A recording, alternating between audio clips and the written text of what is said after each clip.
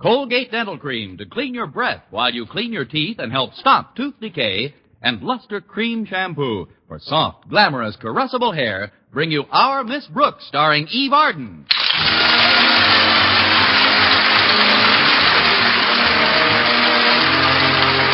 It's time once again for another comedy episode of Our Miss Brooks, under the direction of Al Lewis.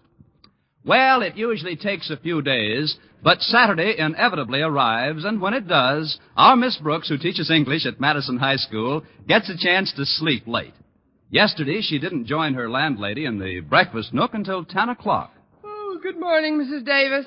Good morning, Connie. How did you sleep last night? Not too well. I have a little cold, and that cat of ours bounced into my room just as I was dozing off. Minerva.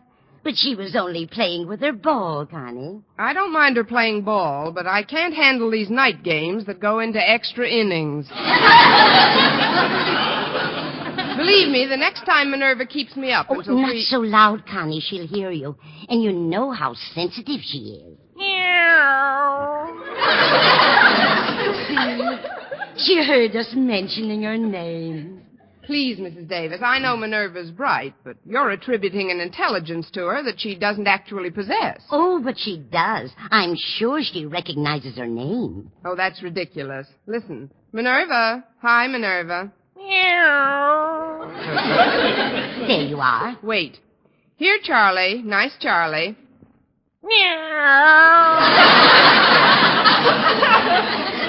How are things, Bessie?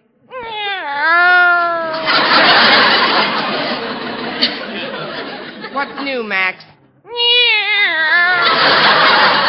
See? Minerva doesn't even know whether she's a boy or a girl. Why should she? She's only 2 years old.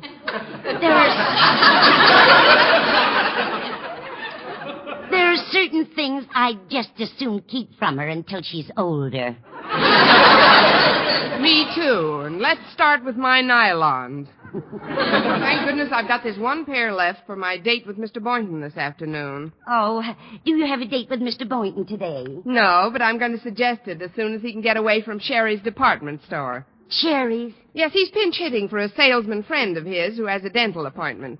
But, Connie, are teachers permitted to do anything but teach? Oh, of course, Mrs. Davis. Especially if there's no money in it. Now, I'd better get started if I'm going to go downtown. But, Connie, I have to go to a ladies' aid meeting today, and if we're both out of the house, she'll be all alone. Who'll be all alone? You know. Minerva.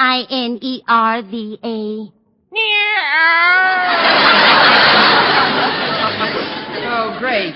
Now she can spell. We'll only be gone for a few hours. I'm sure she'll be perfectly all right. No, Connie, she hasn't been herself lately, and I just wouldn't feel right if I left her alone. Say, I know what we could do. Harriet Conklin has always been very fond of Minerva. If you could drop her off at their place on your way down to Sherry's. All right, Mrs. Davis, I'll drop Minerva off for you. I wonder who that can be. I know a surefire way to find out. Come in. Hi, Mrs. Davis, and to you, fair flower of the faculty, 1,000 salams. Thank you, Walter Denton, and I've had my share, thanks. But to what do we owe the honor of this visit? Oh, I just happened to be driving by when the thought occurred to me that maybe I could give you a lift someplace. After I help you finish breakfast, that is.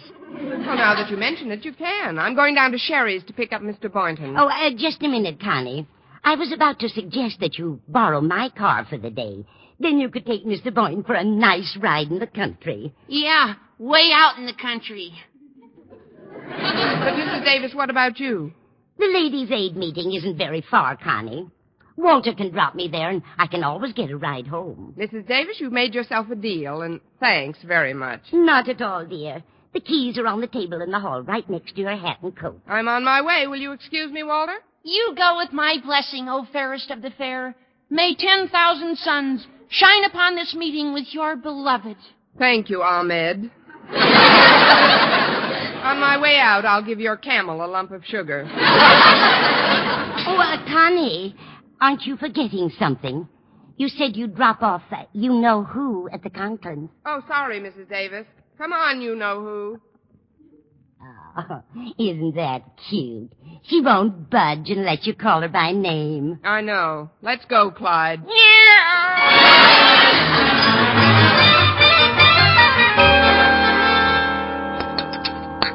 I don't like to hurry you, Walter, but if you'll finish your milk now, I'm rather anxious to get to the meeting. This being the first of the month is rather an important one. Say, you're right. Today is April 1st. April Fool's Day. Gosh, I better get busy. I haven't even thought up a way to plague our beloved principal. You better leave Mr. Conklin alone, Walter. Oh, not a chance. Let's see now. He's crazy about television, but so far he's been too tight to spring for a set. Oh, wait. It's coming. It's coming. A real wild goose chase. Oh, finish your milk, dear. As soon as I get my hat and primp up a bit, I'll be ready to go. Oh, take your time, Mrs. Davis. I got a phone call to make anyway. Here we are. First, I'll tie this handkerchief around the mouthpiece. There.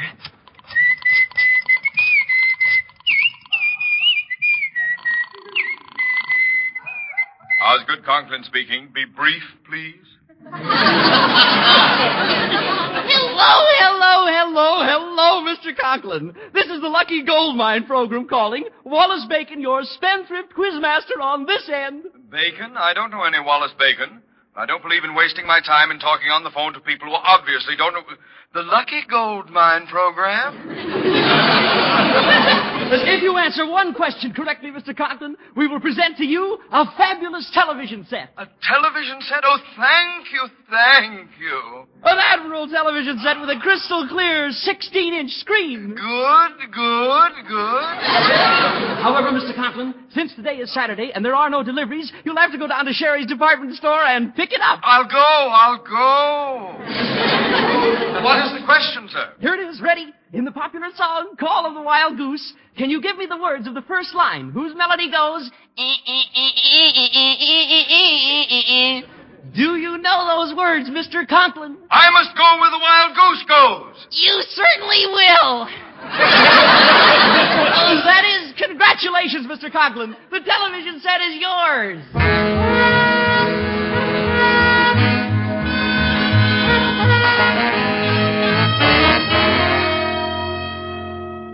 I should never have let your mother take the car to that ladies' aid meeting, Harriet. Now I'm stranded. A beautiful television set waiting for me at Sherry's, and I'm unable to pick it up. What's your hurry, Daddy? You can pick it up later. But there's a program on today that I'm particularly interested in. Maybe someone else could pick it up for me. I wonder who I could get. Oh, I'll get it. Hello, Mr. Conklin. Well, if it isn't Miss Brooks, come in, my dear. But leave your coat on. I just dropped by to leave our cat with Harriet for the afternoon. Hi, Miss Brooks. Oh, you brought Minerva. Well, take the beast into the kitchen, Harriet. Miss Brooks and I have something to talk over. Yes, Daddy. Come on, Minerva. I'll give you a nice bowl of milk. Miss Brooks, I will come right to the point. Have you any means of transportation? Yes, sir. Mrs. Davis loaned me her car. Did she now? Yes, sir. As a matter of fact, I just stopped by here on my way to Sherry's department store. You are so right. Miss Brooks, you are now looking at the fortunate winner of a quiz contest. At this very moment, a brand new television set is waiting for me at Sherry's department store. My. And who do you think is going to pick it up for me? Western Union? No. The Wells Fargo people? No, the person I had in mind is the one member of my faculty whom I most admire, respect, and cherish. Oh, you're going yourself?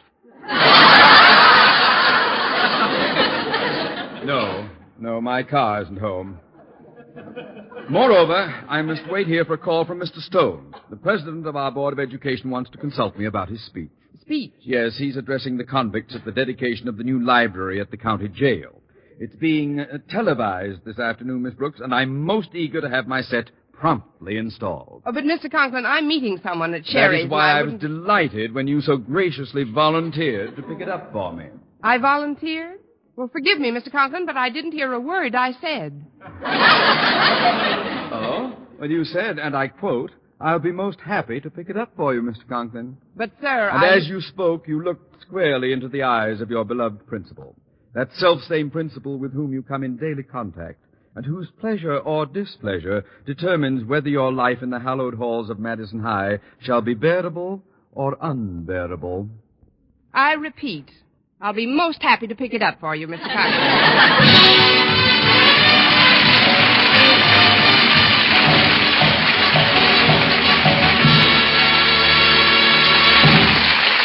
Our Miss Brooks, starring Eve Arden, will continue in just a moment. But first, here is Vern Smith. No other dentifrice offers proof of such results. Proof that Colgate Dental Cream helps stop tooth decay before it starts. 2 years' research at leading universities using Colgate Dental Cream, hundreds of case histories, makes this the most conclusive proof in all dentifrice history on tooth decay.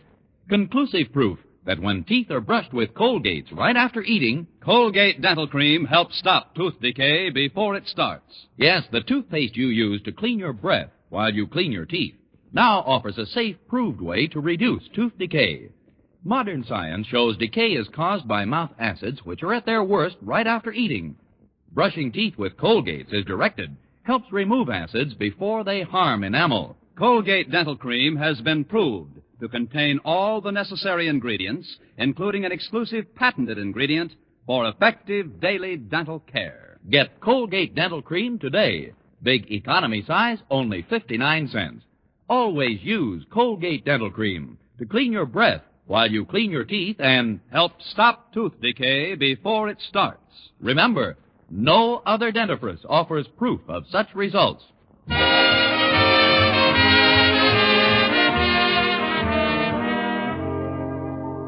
As soon as I left Mr. Conklin, I drove down to Sherry's department store to find out about his prize. But when I entered the radio and television department, I saw Mr. Boynton standing by a cash register. Immediately, I forgot about Mr. Conklin's prize and concentrated on mine. As I approached him, Mr. Boynton seemed quite preoccupied. Well, yes, madam. Is there something I can do for you? Plenty, but not in front of all these people. Brooks, forgive me for not recognizing you. This sort of work is a little out of my line, but what are you doing here? Just shopping. But if you're only filling in for your friend for half a day, you will be free all afternoon, won't you? Oh, yes, I will.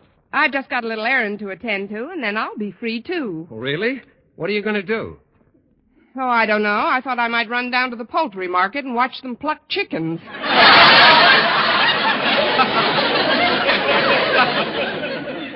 Actually, Mr. Boynton, I've borrowed Mrs. Davis's car for the day, and I thought maybe we could take a ride out in the country together. Oh, fine. While we're waiting, I'll show you around. There are some wonderful new television sets in. Oh, I'm glad you reminded me. Mr. Conklin asked me to pick up his set and bring it home to him. Oh, now don't tell me he finally broke down and bought one. No, he won it in a radio quiz. They called him this morning, he said. Oh, what a break for him. Where's the set supposed to be? Right here. Haven't you been notified about it? Not yet. Maybe there's a memo on my desk. I'll look as soon as I put these tubes up on that shelf over there. Oh, I'll put the tubes away for you. We better find out about Mr. Conklin's set right away. All right, Miss Brooks. Have you got something to carry the tubes in? There are quite a few of them. I'll just put them in my bag. Now you run along. The desk is just 3 aisles down. If any customers come by, just tell them I'll be back in a minute. I will, Mr. Boynton. 6 carpet sweepers, 2 Thor glad irons, 4 vacuum cleaners. Excuse me, Mr. Hurley. You're checking the merchandise again? As a good store detective can't be too careful. It's almost automatic with me by now. I'm practically a walking inventory. Well, there's nothing missing from my department. See you later, Mr. Hurley. I've got to look for something. Okay. 8 portable radios, 9 record players. Now, if I could just get these 2 more tubes in this bag, I could save myself a trip. Too bad that bag isn't larger. Maybe you could get a piano in there. What? Oh, yes. These big bags do come in handy sometimes, don't they? I'm sure they do. Perhaps I'd better introduce myself. I'm R.J. Hurley, the store detective here. What are you doing with those tubes, young woman? These? Why, I'm just going to put them away on that shelf. Hi, Miss Brooks. Oh, hello, Hurley. Hello, Boynton. Do you know this woman? Oh, certainly. She's Miss Brooks. I'm glad to hear it. Sorry I thought what I thought. But suspicion is my business, you might say. Well, good day, folks. 3 table lamps, 6 floor lamps. Oh, he's quite a character. But look here, Miss Brooks. I found this note on my desk addressed to Mr. Conklin. Let's see. Here. It says, "Congratulations, Mr. Conklin, but the special set you have won will have to be picked up at Sherry's downtown warehouse. Continued good luck, signed Wallace Bacon, Quizmaster." The warehouse? That's quite a ways from here, Miss Brooks. You couldn't handle the set by yourself. Well, I promised Mr. Conklin I'd get it for him, No, wait a minute. One of the kids from school is working in the stockroom on this floor, Stretch Snodgrass. Oh, the brain. I'll get him to keep an eye on the department until my friend gets back, and I'll go along and help you deliver Mr. Conklin's television set. Great, Mr. Boynton. And as soon as we've done that, we can have the rest of the day to ourselves. Right. Now let's walk over to the stockroom and get Stretch. Are you ready, Miss Brooks? Mr. Boynton, I was born ready.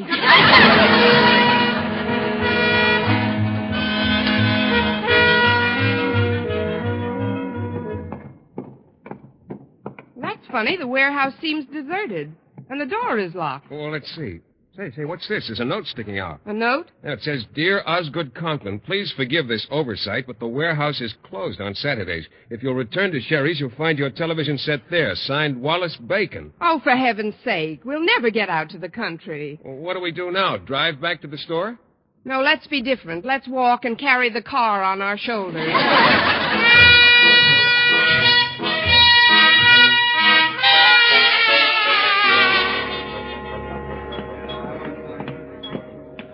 Come on over to the television department, Miss Brooks. Maybe Stretch Snodgrass knows something about this. Maybe so. He must know something about something. Well, Miss Brooks, hi, Mr. Boynton. What do you know? Well, not very much, I'm afraid. Me either. You're just modest. We're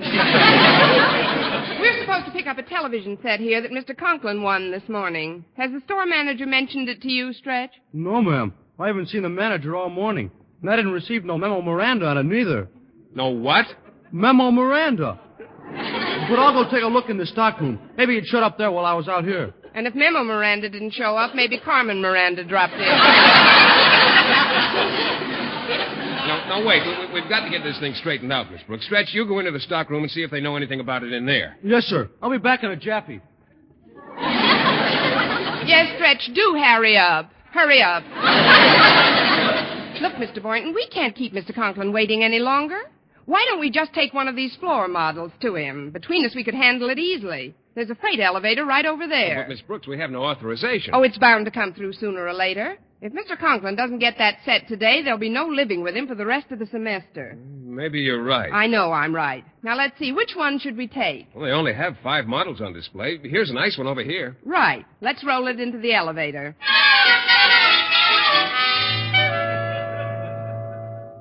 3-speed Queen washing machines. 1, 2, 3. 5 television sets. 1, 2, 3, 4. 4? That's funny. I haven't seen any customers in here in an hour. I'd better report this to the store manager right away. Although with a new man in the department, anything could happen. Probably just a mix-up or something. Oh, Miss Brooks, Miss Brooks. Mr. Boynton. That's funny. They must have left. Gosh, Mr. Conklin will be burning up if you don't get that set he won. I know. I'll bring one of these floor models over to him. At least that'll keep Miss Brooks out of a jam. Go back and make sure, he says. Make sure I can count up to 4 is what he means. All right, Mr. Store Manager, here goes. 4 television sets. 1, 2, 3, 4. 1, 2, 3.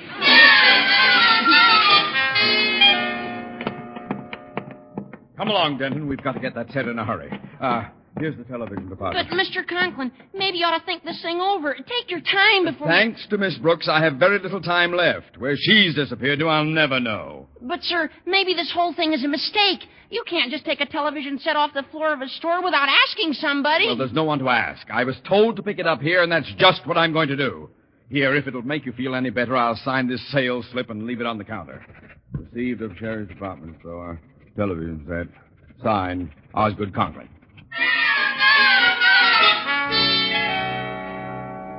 How could somebody steal a television set, he says? Well, they didn't steal 1, they stole 2. Okay, so count the remaining 3 again, he says. Okay, so I'll count. 1, 2... Oh, come on! Wait a minute. What's this? Received a Sherry's department store. Television set signed Osgood Conklin. Now, that's something new. A crook who leaves a receipt.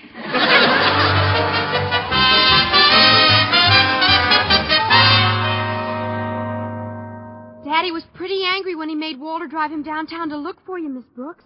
But now that you and Mr. Boynton have brought this television set, I'm sure everything will be all right. How long have they been gone, Harriet? About a half hour. They should be back any minute. Oh, maybe that's Mr. Conklin now. I'll get it. I've got some fast apologizing to do. Let's all go.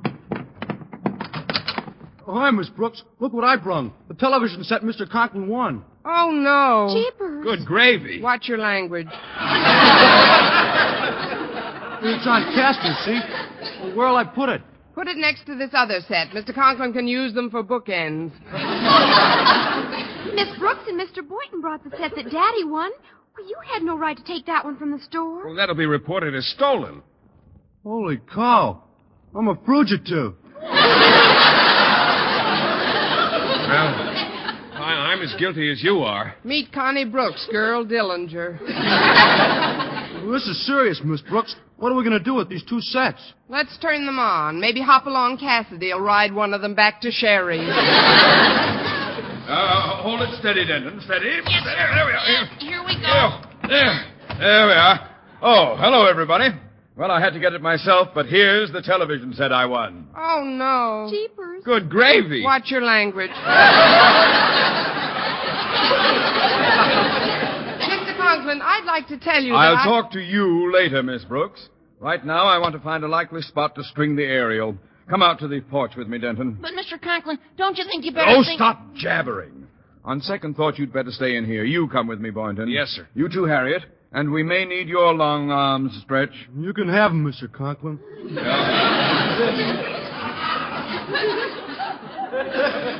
We've got to hurry if we're going to hook this up in time to see Mr. Stone dedicate that library at the county jail. We're coming, Daddy. You don't know anything about this, Walter, but we're in a terrible jam. We've already brought two other television sets over from Sherry's, and Mr. Conklin's only entitled to one. I've got some depressing news for you, Miss Brooks. He's not entitled to any. What? That quiz program that called him up was just an April Fool joke. April Fool? But who would play such a monstrous joke? Shake hands with the head monster. Walter, you didn't. Well, I only wanted to send Mr. Conklin on a wild goose chase. Now, I've got news for you, Walter. Shake hands with a wild goose. Well, thanks for the assistance, folks. Now, let's see where we'll place the set. This is a good spot, right between these other two sets. I may not be an interior decorator, but I do have an eye for symmetry. When I see a nice balance... Between these other two sets! Miss Brooks, what are these other two sets doing in my living room? They just came in to watch the television. I tried to tell you, sir, that Miss Brooks and I brought one over before. And I brought one over right after that, Mr. Conklin, because I didn't know that they brought one over any more than you knew that they brought one over, or I brought one over. Oh, quiet! Am I to understand that two of these television sets have been stolen? At least. Then what's the store going to do when they find out that I have taken a third one? Does that answer your question? Look, there's a police car stopping in front of the house. I just remembered. I gotta go home and mow the lawn. Stand where you are, Denton! You're in this as deep as we are. Deeper. Don't move, anybody. Mr. Hurley. Well, if it isn't Miss Brooks, the little lady with the big bag.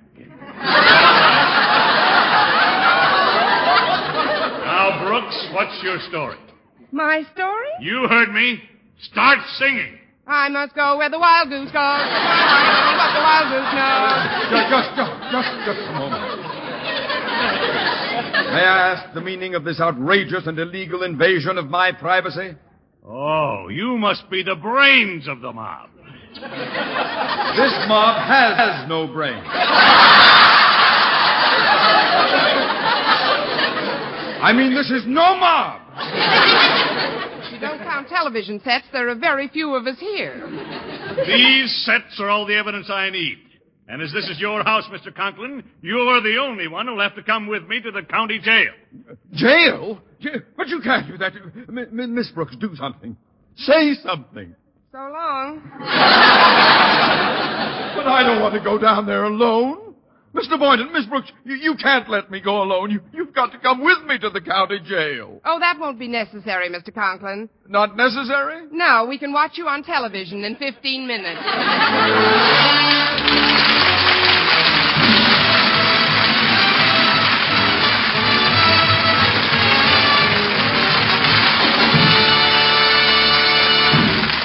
Eve Arden as our Miss Brooks returns in just a moment, but first... Dream girl, beautiful luster cream girl. Tonight?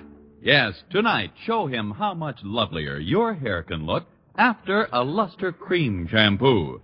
Luster Cream, world's finest shampoo.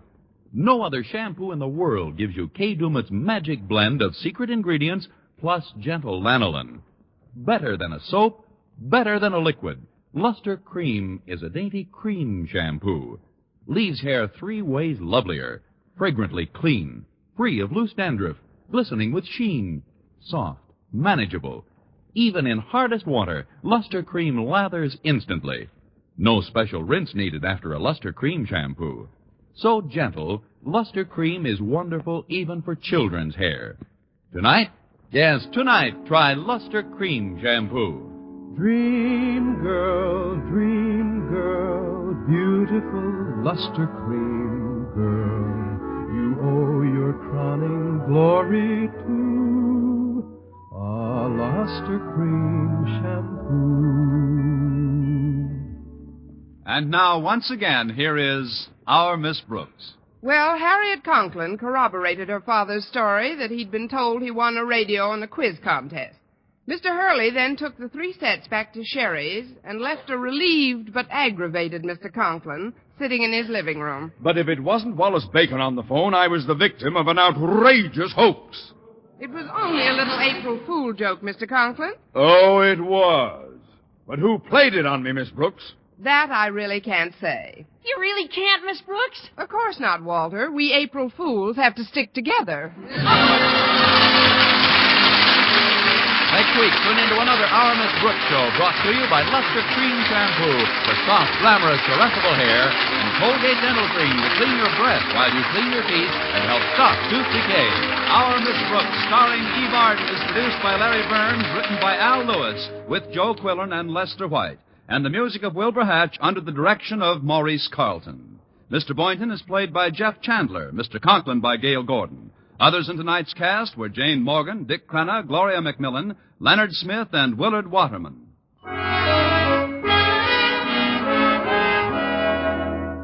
Doctors prove Palmolive soap can bring you a lovelier complexion in 14 days. Yes, 36 leading skin specialists proved in tests on 1,285 different women that Palmolive soap facials, using nothing but Palmolive, brought new complexion beauty to 2 women out of 3. Just wash your face 3 times daily with Palmolive soap, each time for 60 seconds, massaging Palmolive's beauty lather onto your skin. Then rinse. So start your Palmolive facials today. Remember, doctors prove Palmolive soap can bring you a lovelier complexion in 14 days.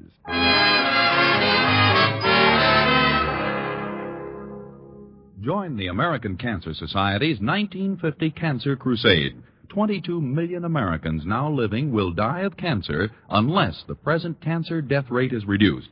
Send your contribution now to the American Cancer Society, care of your local post office. Let's keep the fight going. For mystery liberally sprinkled with laughs, listen to Mr. and Mrs. North, the exciting, fun-packed adventures of an amateur detective and his beautiful wife. Tune in Tuesday evening over most of these same stations. And be with us again next week at this same time for another comedy episode of Our Miss Brooks.